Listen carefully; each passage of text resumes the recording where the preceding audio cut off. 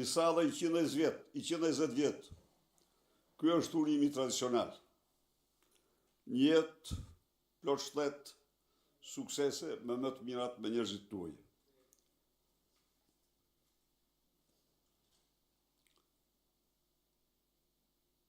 Siç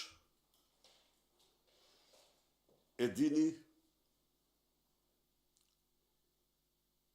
kryerritja paqësore 20 shkurtit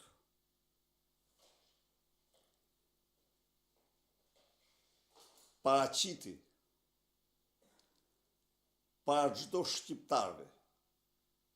shqiptari, dyshën Rama Balluku më të nxirr se kur ndonjëherë. Por kjo nuk ndodhi vetëm para shqiptarëve. I rrufeshëm ka qenë pasqyrimi i kësaj kryengritje në mediat më të mëdha të botës. Nga Zelanda e Re, në Alaskë, nga Poli i Veriut në Polin e Jugut, në të katër anët e globit, pas ajetullave të Teheranit, figurat më të nxirra në mediat botërore kanë qenë Edi Rama dhe Lubi Balluku. Kjo është e vërteta. Ka patur një mirëkuptim të plot dhe total. Nga mbar shqiptar dhe mbar njerëzimi. Për kryerritjen paqësore të partisë dhe të opozitës shqiptare me 20 shkurt.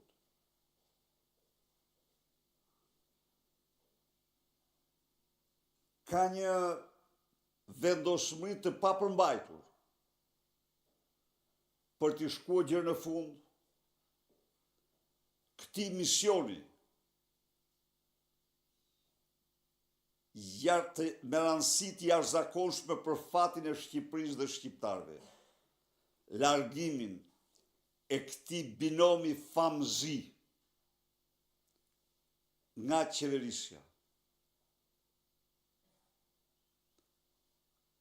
Ju jeni dëshmitar se si Edi Rama ka bërë ditë të tëra negociata, sekrete të fshehta, për lëkurën e tij dhe të bashkëshortës tij.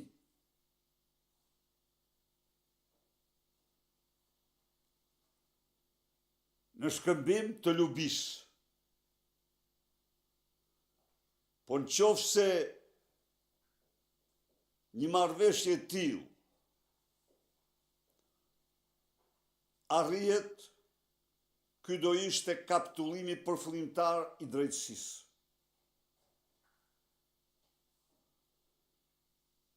Kjo do ishte marrëveshja e asgjësimit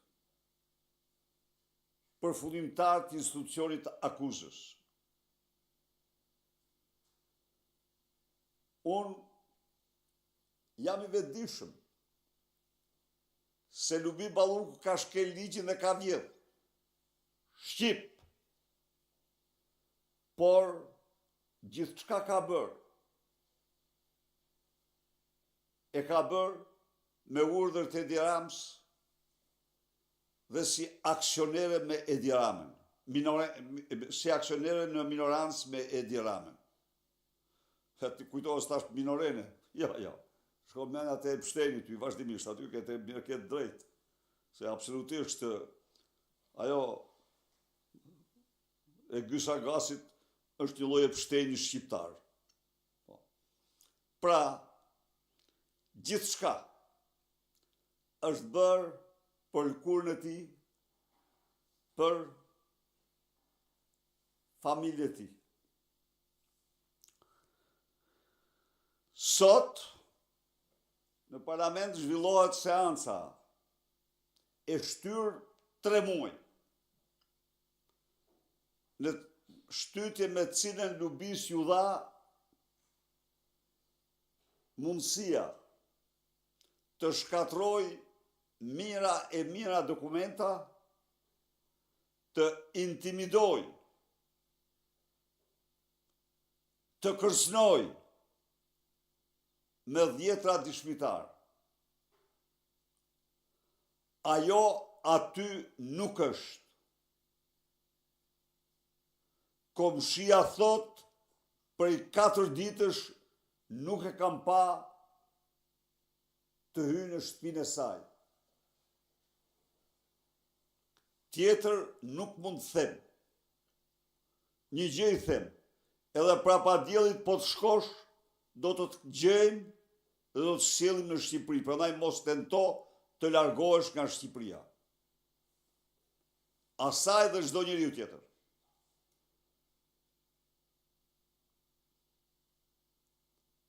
Ndërkohë e dini, e shtuna është dita e kryegritjes paqësore, qytetarët me zjepresin për të shprehë zemrimin, revoltën e tyre, urrejtën e tyre ndaj hajdutëve dhe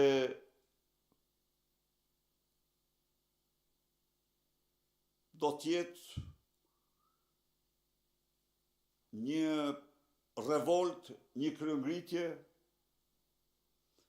do të thosha nga më të fuqishme ose më fuqishmja që ka njohur vendi. Nuk do jetë e llojit të atyre që keni pa. Tani kryengritja kalon në fazën e diversifikimit të aksioneve dhe rrymtarisë saj. Për të gjitha do informohej në përputhje me vendimet që do merren. Por e shtuna është dita e triumfit të opozitës, e triumfit shqiptarëve mbi hajdutët. Faleminderit.